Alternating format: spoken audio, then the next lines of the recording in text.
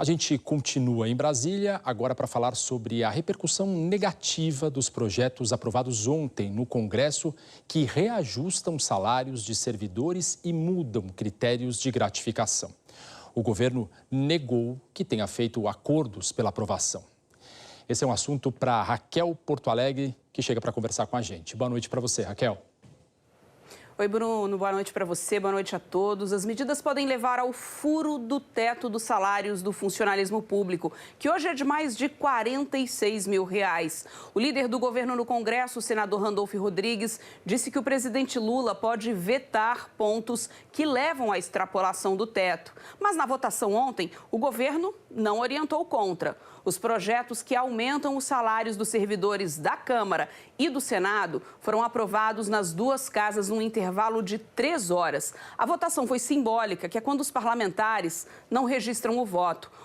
O texto prevê aumentos anuais de 9% para os funcionários do Congresso até 2029 e permite ainda que eles recebam gratificação por produtividade, que na prática poderá dobrar os salários. E é aí que pode ocorrer o furo do teto salarial. O aumento de salários para esses servidores do Congresso vai gerar um impacto de quase R$800 milhões por ano para os cofres públicos. O Congresso também aprovou a criação de mais de 17 mil novos cargos públicos, a reestruturação de carreiras do Ministério da Educação e outras áreas do Executivo. A estimativa de custo em 2026 é de mais de R$5 bilhões e 300 milhões, verba que, segundo o governo, já estava prevista no orçamento. O relator da reforma administrativa, deputado Pedro Paulo, do PSD, afirmou que os penduricalhos estão na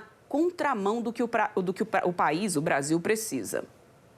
Há uma tendência de não querer se discutir reformas estruturantes, porque são polêmicas, né? Porque tem que cortar na carne, tem que fazer ajustes duros. E, em geral, a política não é favorável a fazer isso durante o ano eleitoral. E aí a tendência é pequenas medidas para atender grupos específicos, nichos específicos. Obrigado, Raquel. Boa noite para você. Bom, para ajudar a gente a entender o impacto desse reajuste, eu chamo o nosso comentarista Bruno Caraza, que conversa com a gente ao vivo de Belo Horizonte. Bruno, uma boa noite para você. Esse é um assunto sobre o qual você se dedica, pesquisa, escreve, analisa. Então, explica para a gente o efeito desses penduricalhos no aumento do rendimento dos servidores do Legislativo. Boa noite, Xará, e boa noite para você que está com a gente aqui no JG. Pois é, Bruno, você mencionou penduricalho, né? Essa palavra parece algo assim pouco relevante, que adiciona alguma coisa, né, ao principal, mas é fato que esses penduricalhos eles têm tido o poder de turbinar os ganhos de muitos servidores e eles estão pesando cada vez mais sobre a folha de pagamentos do governo de todos os poderes.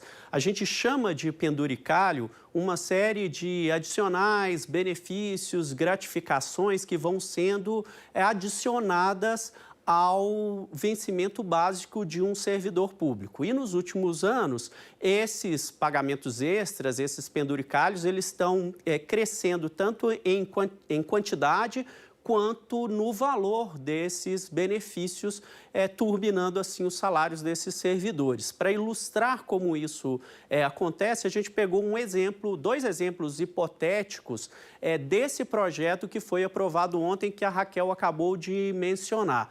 A gente pegou um caso de um servidor da Câmara dos Deputados que acabou de ser aprovado no concurso, então ele está no início da carreira, um técnico legislativo, muitas vezes que vai desempenhar uma função administrativa na Câmara.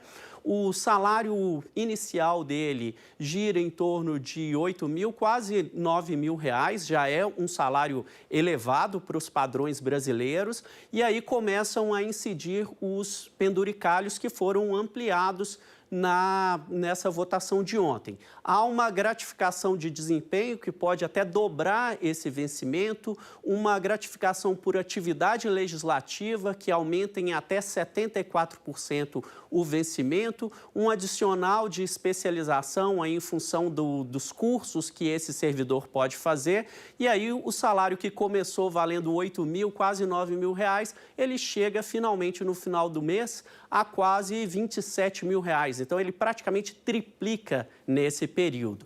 E quando a gente pega dos servidores aí de mais alto escalão, né, servidores mais gabaritados, que são os analistas legislativos em topo de carreira, a gente pegou aí algum que ocupa um cargo comissionado elevado, pegamos o mais alto, esse processo ele se replica, mas aí ele parte de um valor muito mais alto, né, de quase 20 mil reais, 19 mil reais. Esse servidor acaba ganhando aí, com todos esses adicionais, ele teria um rendimento bruto de mais de 70 mil reais, mas aí a Constituição estabelece que o servidor deve ganhar como ministro do Supremo, no máximo é o teto, que agora vai passar a ser 50 mil reais, mas aí vem a forma de burlar esse teto nesse projeto que foi aprovado ontem. Foi criado um novo penduricalho, esse é um super penduricalho, uma espécie de licença compensatória que tem o poder de furar o teto. Então, esse servidor que tem um vencimento básico de 19 mil reais, ele poderá chegar a receber no final do mês praticamente 75 mil reais por mês, Bruno. Isso é praticamente 50% a mais do que ganha um ministro do Supremo Tribunal Federal. Só para a gente ter uma ideia das dimensões desse processo de proliferação dos penduricalhos no Brasil. Esses exemplos são muito ilustrativos. Bruno, agora eu queria que você comentasse as dificuldades políticas para barrar esse tipo de prática que vem se alastrando por carreiras dos três poderes. Pois é, Bruno, são carreiras da elite do serviço público, né? Começou com os magistrados, com os juízes, promotores, procuradores do Ministério Público e agora, mais recentemente, atingiu os integrantes do Tribunal de Contas da União e agora da Câmara e do Senado. Então, está realmente se alastrando por essas carreiras da elite do serviço público e não há formas de se barrar isso pelas vias políticas, né? Deputados e senadores, a gente acabou de ver, não têm disposição de enfrentar essas carreiras. A gente acabou de ver a manifestação do relator da reforma administrativa, bastante pessimista nesse respeito. O presidente da República poderia vetar esses aumentos, mas isso significa ele comprar uma briga não só com essas carreiras, mas também com o presidente da Câmara e presidente do Senado, que estão patrocinando a criação desse penduricalho, e o Supremo Tribunal Federal, que era quem poderia dar a palavra final, né, e declarar inconstitucionais esses pagamentos porque eles descumprem o teto constitucional, ele praticamente lavou as mãos e, com isso, esses penduricalhos vão sendo aí efetivados por várias carreiras dos três poderes, União, estados e municípios, e só resta a indignação mesmo da população a respeito desses rendimentos que estão totalmente desconectados da realidade brasileira. Bruno. É isso. Xará, obrigado. Uma boa noite para você.